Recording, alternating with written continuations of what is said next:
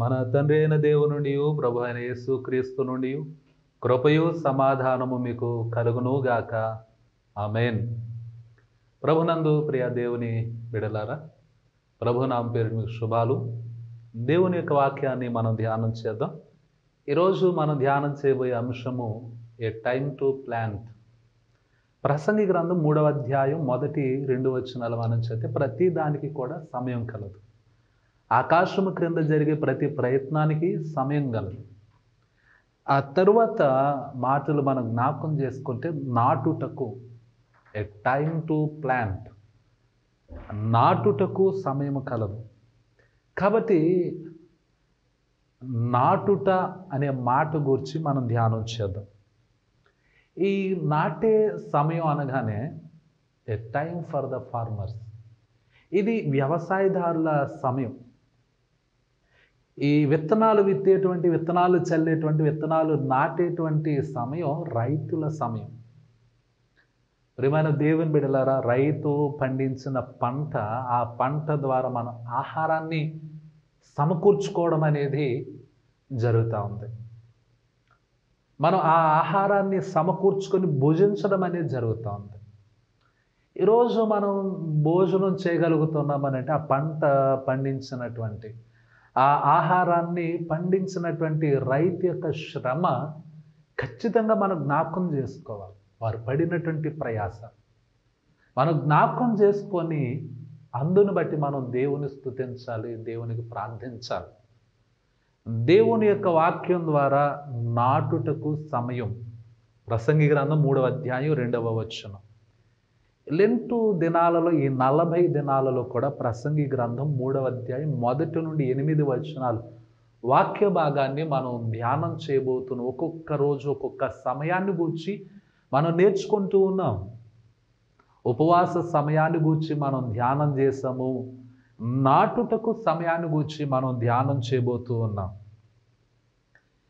ఏం విత్తాలో, ఏమి నాటాలో అది ఫార్మర్స్ చాయిస్.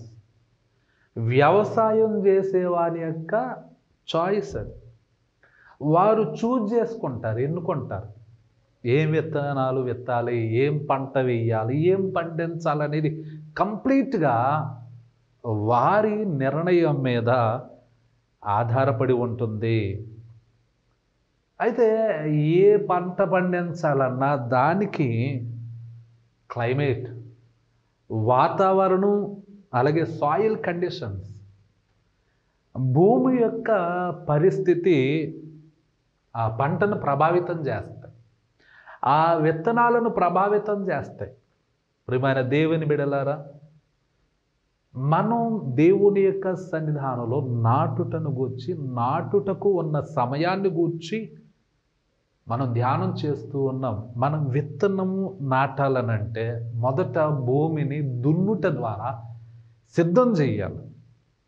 ఆ పొలాన్ని, ఆ భూమిని దున్నినప్పుడు రాక్స్, రాళ్ళు ఉంటాయి, అన్డిజైరబుల్ ప్లాంట్స్, అక్కర్లేని పనికిరాని మొక్కలు ఉంటాయి, పిచ్చి మొక్కలు ఉంటాయి, రాళ్ళు రప్పలు, గాజు పెంకులు, ఇవన్నీ కూడా రిమూవ్డ్, తీసివేయబడాలి. కాబట్టి ఇదంతా కూడా వ్యవసాయదారుని యొక్క పని. ఒక పంట పండించేటప్పుడు వారు ఎన్నో జాగ్రత్తలు తీసుకొని వారు భూమిని సిద్ధపరిచి వారు ఆ పంట కొరకు వారు ప్రయాసపడతారు. ద రైట్ టైం, సరైనటువంటి సమయాన్ని చూసి సీడ్స్ ఆర్ ప్లాంటెడ్, విత్తనాలు నాటడం అనేది జరుగుతుంది. ఇక్కడ ఒక ప్రశ్న వేసుకుందాం మనం.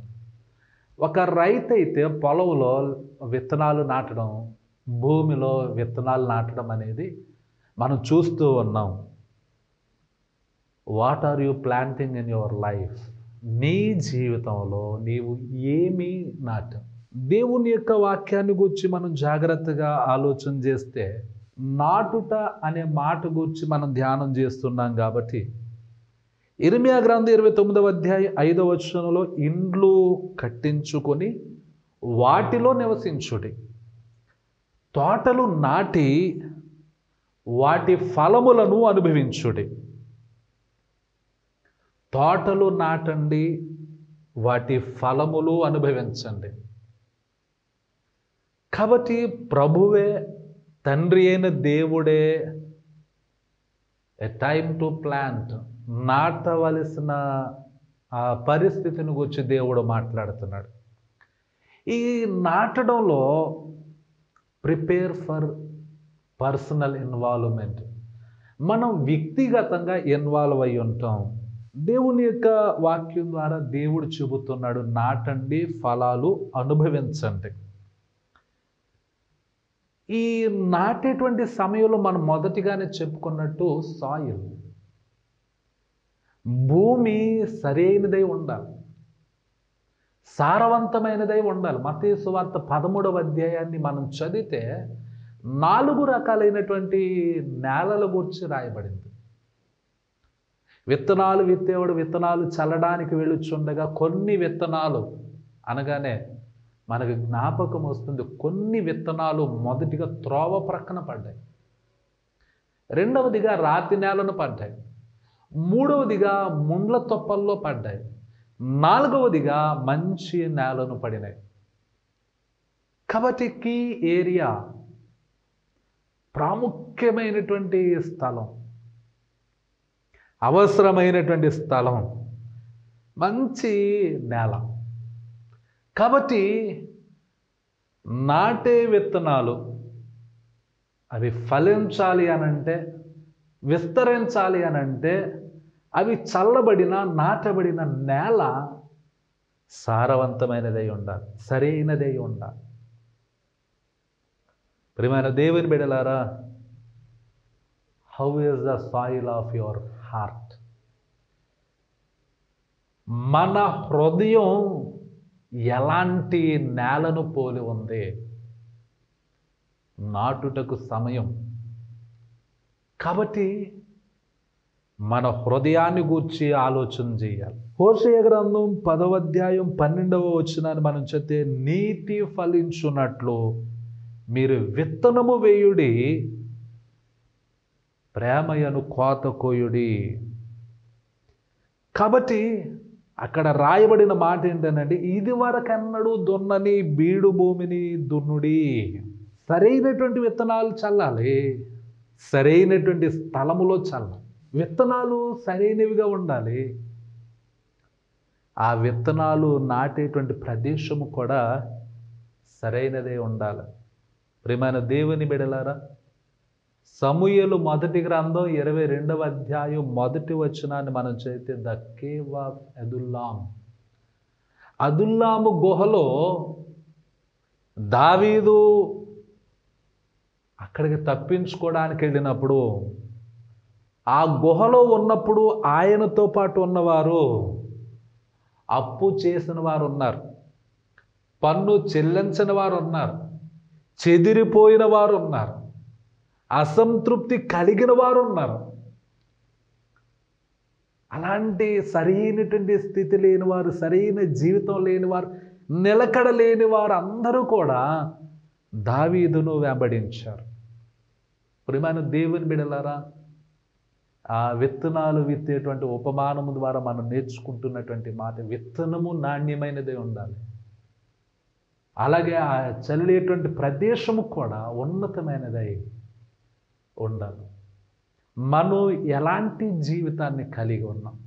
దావీదును వెంబడించినటువంటి ప్రజల జీవితాన్ని మనం ఆలోచన చేస్తే అస్థిరులైనటువంటి వారు, దావీదు ద్వారా నడిపింపబడ్డారు, దావీదు ద్వారా సమకూర్చబడ్డారు, దావీదు వారికి సహాయకునిగా ఉన్నాడు, ప్రోత్సాహకునిగా ఉన్నాడు, మంచి మార్గంలో నడిపించేవానికి ఉన్నాడు. ప్రియమైన దేవుని బిడ్డలారా, మన యొక్క జీవితంలో మనం నడిచేటువంటి జీవన విధానాన్ని మనం జ్ఞాపకం చేసుకోవాలి. నడిచేటువంటి జీవన విధానం ఎలాంటి జీవన విధానాన్ని కలిగి ఉండాలనంటే, ఎలాంటి విత్తనాలు మనం నాటాలనంటే, నేను లోక సంబంధంగా మాట్లాడటం లేదు, కానీ దేవుని యొక్క వాక్యం ద్వారా నేను మాట్లాడుతున్నాను.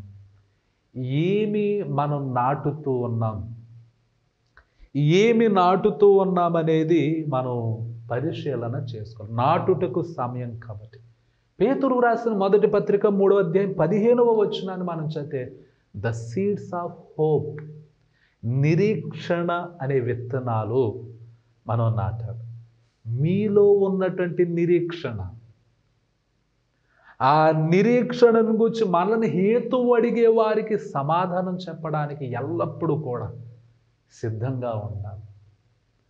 అబ్రహాములో ఉన్నటువంటి నిరీక్షణ మనం కలిగి ఉండాలి. దేవుడు ఏనాటికైనా దర్శిస్తాడు, తాను చేసిన వాగ్దానం నెరవేరుస్తాడు అనేటువంటి నిరీక్షణ మనము కలిగి ఉండాలి. ద సీడ్స్ ఆఫ్ హోప్, నిరీక్షణ అనే విత్తనాలు నాటండి. అవి ఫలిస్తాయి, విస్తరిస్తాయి, వృద్ధి చెందుతాయి. దేవుని యొక్క వాక్యము తెలియచేస్తుంది. రెండవది the seeds of thanks giving, కృతజ్ఞత అనే విత్తనాలు నాటండి. ప్రియమైన దేవుని బిడ్డలారా, దేవుడు చేసినటువంటి ప్రతి మేలును జ్ఞాపకం చేసుకుంటూ కృతజ్ఞత కలిగి ఉండాలి. దేవుని స్తుతించే వారిగా ఉండాలి. దేవుని ప్రేమను జ్ఞాపకం చేసుకునే వారిగా ఉండాలి. బైబిల్ గ్రంథంలో ఉన్నటువంటి ఈ మంచి విత్తనాలు, ఈ శ్రేష్టమైనటువంటి విత్తనాలు, నిరీక్షణ, కృతజ్ఞత, ఇటువంటి శ్రేష్టమైన విత్తనాలు మన హృదయములో నాటబడాలి. మూడవదిగా the seeds of God's kingdom, దేవుని రాజ్యం అనేటువంటి విత్తనం. దేవుని రాజ్యము కొరకే ఆలోచన, దేవుని రాజ్యము కొరకే ఎదురు చూపు. మార్కు సువార్త 4వ అధ్యాయం 30 నుండి 34 వచనాలు చదివితే దేవుని రాజ్యం కొరకు మనం ఎంత అక్కర కలిగి ఉంటాం దేవుని యొక్క వాక్యం తెలియజేస్తుంది. ప్రియమైన దేవుని బిడ్డలారా, మనం ఈ లోక సంబంధులం కాదు. మనం దేవుని వాక్యాన్ని బట్టి వాక్య సంబంధులం. జ్ఞాపకం చేసుకోండి, వాక్యమును బట్టి వాక్య సంబంధులం. అలాగే ప్రభు అయిన యేసుక్రీస్తు వారి యొక్క రక్తమును బట్టి రక్త సంబంధులం. కాబట్టి మనం మన యొక్క జీవితాల్లో, మన హృదయంలో ఎలాంటి విత్తనాలు నాటబడాలనంటే నిరీక్షణ అనే విత్తనం. దేవుడు ఎప్పటికైనా నా జీవితంలో గొప్ప కార్యం జరిగిస్తాడు, మేలు జరిగిస్తాడు, మన యొక్క ఆలోచనలు దేవుడు సఫలపరుస్తాడు అనేటువంటి ఒక గొప్ప నిరీక్షణ. అబ్రహాము నిరీక్షణకు ఆధారం లేనప్పుడు దేవుని నమ్మాడు. కాబట్టి మనం ఆధారం కోసం చూడటం కాదు, సూచన కోసం చూడటం కాదు, ఏదో ఒక రుజువు కోసం మనం చూడటం కాదు, కానీ నిరీక్షణ అనే విత్తనం మన హృదయంలో నాటబడినప్పుడు ఆ నిరీక్షణతో మనం ముందుకు సాగిపోవాలి. కృతజ్ఞత అనే విత్తనం నాటబడినప్పుడు ప్రతి విషయంలో, ప్రతి సమయంలో, ప్రతి దినము కూడా, ప్రతి మేలులో మనం దేవునికి కృతజ్ఞత చెల్లించేవారిగా ఉండాలి. ప్రతి దినము కూడా మనం దేవుని రాజ్యము కొరకు ఎదురు చూచేవారిగా ఉండాలి. దేవుని రాజ్యము కొరకు కనిపెట్టేవారిగా ఉండాలి. దేవుని రాజ్యంలో ప్రవేశించే వారిగా ఉండడానికి మనం సిద్ధపడాలి. దేవుడు ఈ భూమి మీద మనల్ని ఎందుకు ఉంచాడు అని అంటే, ఆయన రాజ్యములో ప్రవేశించుట కొరకు ఎదురు చూచేవారిగా. ప్రియమైన దేవుని బిడ్డలారా, పితరులైన వారందరూ కూడా ఆయన రాజ్యం కొరకు కనిపెట్టారు. నిలువరమైన పట్టణం ఎక్కడ లేదు అని చెప్పి నిలువరమైన పట్టణం కొరకు వారు ఎదురు చూచారు. ప్రభువు చేత కట్టబడినటువంటి పట్టణం కొరకు వారు ఎదురు చూచారు. కాబట్టి వారి నిరీక్షణ ఫలించారు. వారు దేవుని రాజ్యంలో ప్రవేశించారు అని దేవుని యొక్క వాక్యం ద్వారా నేను జ్ఞాపకం చేస్తూ ఉన్నాను. ఏ విత్తనాలు మనం నాటుతూ ఉన్నాం? నిరీక్షణ అనే విత్తనం, కృతజ్ఞత అనే విత్తనం, దేవుని రాజ్యము అనే విత్తనం. ప్రియమైన దేవుని బిడ్డలారా, తరువాత నేను జ్ఞాపకం చేసే మాట ద సీడ్స్ ఆఫ్ సర్వీస్, సేవ అనే విత్తనం. కొరింథీయులకు రాసిన 2వ పత్రిక 9వ అధ్యాయం 7వ వచనం, గివింగ్, ఇవ్వడానికి గురించి రాయబడిన మాట. దేవుని సేవ కొరకు ఇవ్వడంలో ఒక ఉన్నతమైనటువంటి ఆలోచన మనం కలిగి ఉండాలి. ఆధిక్యత మనం కలిగి ఉండాలి. సిద్ధపాటు మనం కలిగి ఉండాలి. ప్రియమైన దేవుని బిడ్డలారా, దేవునికి మనం ఎలా ఇస్తున్నాం? ద సీడ్స్ ఆఫ్ సర్వీస్, సేవ అనే విత్తనం మన హృదయంలో ఉండాలి, నాటబడాలి. సేవ కొరకే మనం ఆలోచన చేయాలి. ఒకసారి ఒక చోట ఆరాధన జరుగుతూ ఉండగా ఆ సమయంలో ఆ స్థలంలో కానుకలు సేకరిస్తూ ఉన్నారు. కానుకలు సేకరిస్తూ ఉండగా ఒక ఆయన ముందు కూర్చున్నాడు, ఇంకొక ఆయన వెనకాల కూర్చున్నాడు. కానుక సేకరించేవారు దగ్గరకు వస్తూ ఉన్నారు. ముందు కూర్చున్నటువంటి ఆయన కానుక వేశారు. వెనక కూర్చున్నటువంటి ఆయన ఆ కానుక సేకరించే వారికి కొంచెం దూరంగా ఉన్నాడు కాబట్టి ఈయనేం చేశాడనంటే వెనకాల ఉన్న ఆయన ముందున్న ఆయన్ని పిలిచాడు. పిలిచి ఆయన చేతిలో 2000 రూపాయల కాగితం పెట్టాడు. పెట్టగానే ఆ ముందున్న ఆయన ఏం చేశాడనంటే ఆ కానుక పళ్ళెంలో 2000 రూపాయల కానుక వేశాడు. కానుక వేసి వెనక్కి తిరిగి వెనకాల ఉన్న ఆయనతో అంటున్నాడు, అయ్యా మీరు ఎంత దాతృత్వం కలిగిన వారు, మీరు ఎంత దయగలిగిన వారు, మీరెంత ప్రేమ కలిగిన వారు, మీరు ఎంత ఉన్నతంగా దేవునికి కానుకగా 2000 రూపాయలు కానుక వేశారనంటే వెనకాల ఉన్న ఆయన లేచి నిలబడ్డాడు. లేచి నిలబడి నవ్వుతూ, అయ్యా మీరు ఏమనుకోకండి, జరిగిన విషయం ఏంటనంటే మీరు ఇందాక కానుక వేసేటప్పుడు వెనక జేబులో చేయి పెట్టారు. చేయి పెట్టి ఆ కానుక కోసం మీరు డబ్బులు తీయడానికి ప్రయత్నం చేస్తున్నారు. ప్రయత్నం చేస్తుండగా మీ పాకెట్లోంచి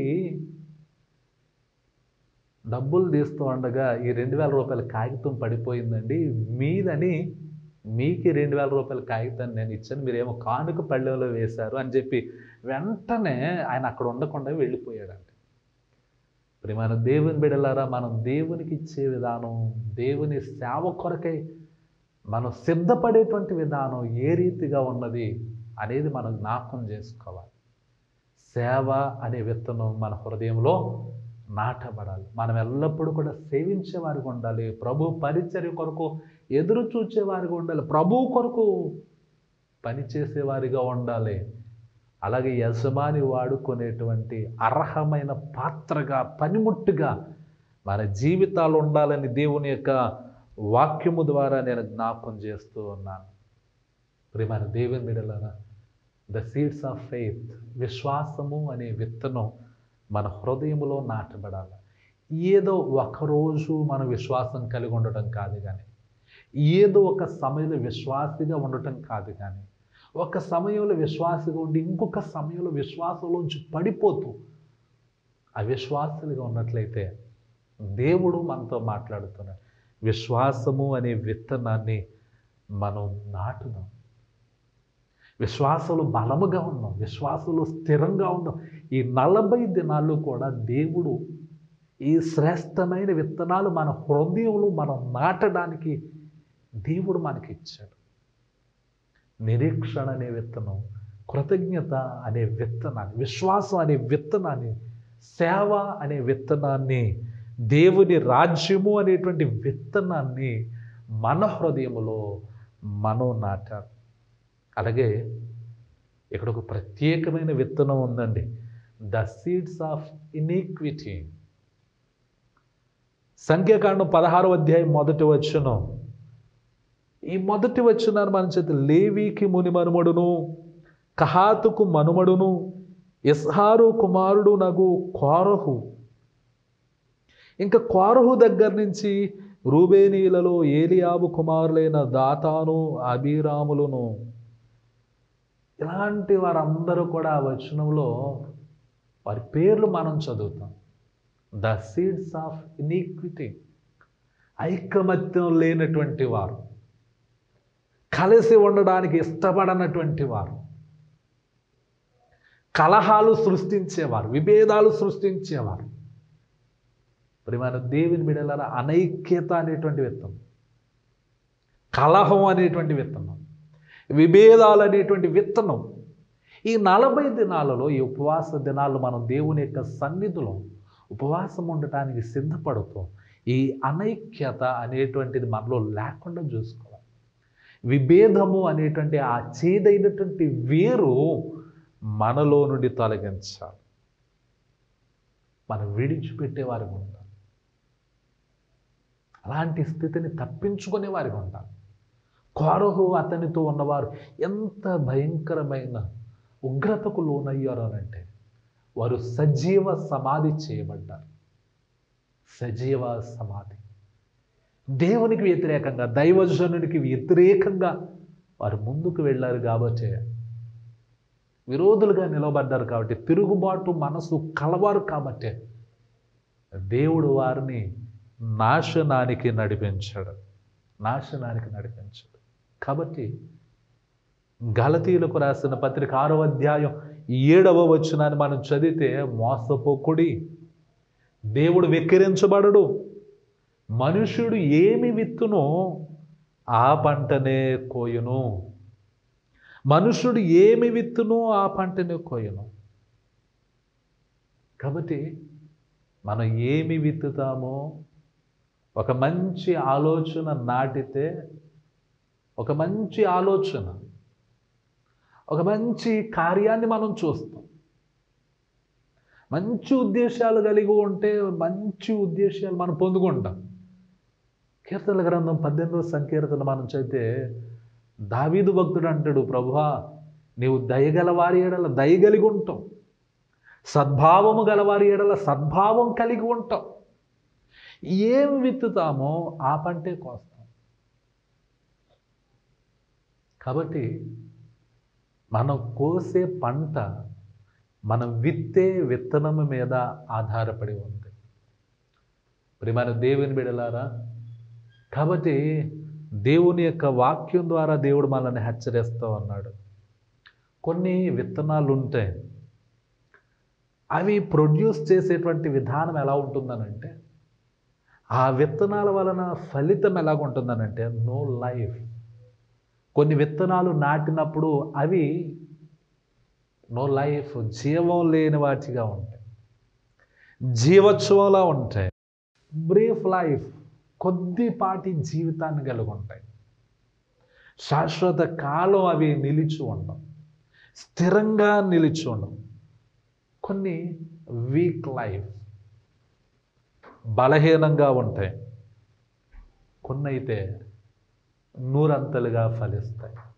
కాబట్టి మన హృదయంలో నాటబడిన విత్తనాలు 30దంతలుగా, 60దంతలుగా, 100అంతలుగా ఫలించేవిగా ఉండాలి. కాబట్టి మనుష్యుడు ఏమి విత్తునో ఆ పంటనే కోయును. కాబట్టి నాటుటకు దేవుడు మనకు సమయాన్ని ఇచ్చాడు. ఎలాంటి విత్తనాలు మనం నాటాలో, నిరీక్షణ అనే విత్తనం, కృతజ్ఞత అనే విత్తనం, దేవుని రాజ్యము అనే విత్తనం, విశ్వాసము అనేటువంటి విత్తనం మనం నాటాలి. అప్పుడు ప్రభువు వద్ద నుండి మనం ఒక గొప్ప ఫలితాన్ని మనం పొందుకోగలం, ఉన్నతమైనటువంటి కార్యాలు మనం పొందగలం. ప్రియమైన దేవుని బిడ్డలారా, ఎందుకనంటే వృద్ధి కలుగ చేయువాడు దేవుడే. ఆ వృద్ధి కలుగజేసే దేవుని మీద మనం ఆధారపడి ముందుకు సాగిపోదాం. అలాగుండుటకు పరిశుద్ధాత్మ దేవుడు మనకు తోడై ఉండి నడిపించును గాక. ఆమేన్. ప్రార్థన చేసుకుందాం. మహాపరిశుద్ధుడా, మీకు వందనాలు. ప్రభువా, నీ యొక్క సన్నిధిలో నాటుటకు సమయము అని ప్రభువా ఈ అంశాన్ని ధ్యానం చేయడానికి ఈ సమయాన్ని ఇచ్చారు. ఈ సమయంలో మేము ధ్యానం చేసినటువంటి ఈ మాటలు మా హృదయంలో మేము భద్రం చేసుకొని ప్రభువా వాక్యానుసారంగా జీవించు గొప్ప ధన్యత దయచేయండి. ఈ వాక్యం వింటూ ఉన్న బిడలను, వారి కుటుంబాలను మీరు దీవించండి. నీ సువార్త ప్రభు ఎక్కడైతే ప్రకటింపబడుతుందో ఆ స్థలములో ప్రభువా నీ బిడలను నీ సాక్షులుగా నిలవబెట్టుకొని మరి మేము ప్రార్థిస్తూ ఉన్నాం. ప్రభువా, ఈ వాక్యం ద్వారా నీ బిడ్డలను దర్శించండి, బలపరచండి, స్థిరపరచండి, ఉజ్జీవింపచేయండి. ప్రభు, మనుష్యుడు ఏమి విత్తునో ఆ పంటనే కోయునని ప్రభువా నీ వాక్యంలో సెలవిచ్చారు. మీకు వందనాలు. కాబట్టి మేము సరైనటువంటి పంట, శ్రేష్టమైనటువంటి పంట, న్యాయమైనటువంటి పంట మేము కోసేవారిగా ఉండటానికి సహాయం దయచేయండి ప్రభువా. మేము అనైక్యత కలిగిన వారిగా కాదు కానీ, విభేదాలు సృష్టించే వారిగా కాదు కానీ ప్రభువా, విశ్వాసము కలిగి ఉండడానికి, నీతి కలిగి ఉండడానికి, ఒక ఉన్నతమైన సహవాసము కలిగి ఉండేవారిగా ప్రభువా మీరు మమ్మల్ని స్థిరపరచమని వేడుకుంటున్న ఈ 40 దినాలు ఉపవాస ప్రార్థనలో తండ్రి మేము సిద్ధపాటు కలిగిన వారిగా ప్రభువా సిలువను జ్ఞాపకం చేసుకుంటూ తండ్రి నీ యొక్క రక్షణలో మేము పాలు పంపులు పొందేటట్టుగా మాకు సహాయము దయచేయమని, నీతి మార్గంలో మమ్మల్ని నడిపించమని యేసు నామమున అడిగి వేడుకొనుచున్నాము తండ్రి. ఆమేన్. త్రియేక దేవుని దీవెన సదాకాలము మీకు తోడయుండి నడిపించును గాక. ఆమేన్.